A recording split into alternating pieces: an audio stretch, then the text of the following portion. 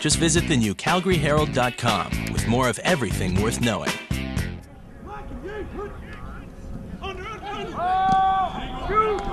Well, massive. I mean, in terms of the West Division, the winner will go into first place as of Monday night.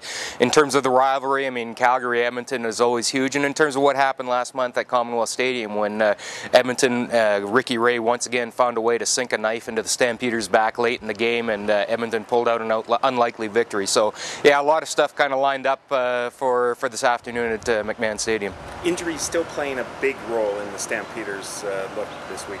Well, there's no question. I mean, when you compare this defense to last year's defense, there's no question that last year the Stamps kind of lived a charmed life in terms of injuries. But you know, Brandon Browner going down in the Toronto game, and that really creates a ripple effect. Dwight Anderson moves from the wide side cornerback to Browner's spot at the short side cornerback, and Keon Raymond goes into the game. He will start likely in place of Anderson on the wide side, and he did a nice job of that in Toronto as well. And in fact, he made the very last play of the game to knock down a pass. So I don't think they lose a whole lot. But I mean, Brandon Browner, that's an all-star cornerback, and anytime you lose an all-star, it's tough on a defense. Also a big game for Henry Burris and for the running game as well.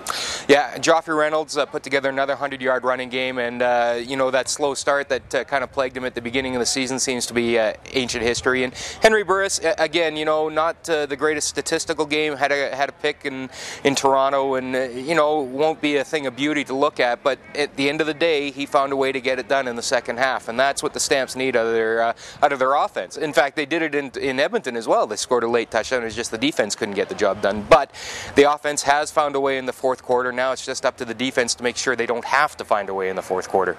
After tonight's game, we're back again Friday in Edmonton, the back-to-back series. I know it's always on the schedule, but how does the team prepare for that? Well, and it's been an interesting kind of preparation in the sense that it's been, you know, a week and a half since their last game in Toronto, so it does kind of change the preparation, but the fact is they can game plan a lot. They can put in an aggressive game plan for this game because they know they don't have to do awful lot different for the follow-up game in Edmonton. So, yeah, I think there will be some interesting things on display tonight against Edmonton, and I think they won't show everything that they've got either because they got to save something in reserve for the rematch at Commonwealth. Anything specific we should be watching out for tonight?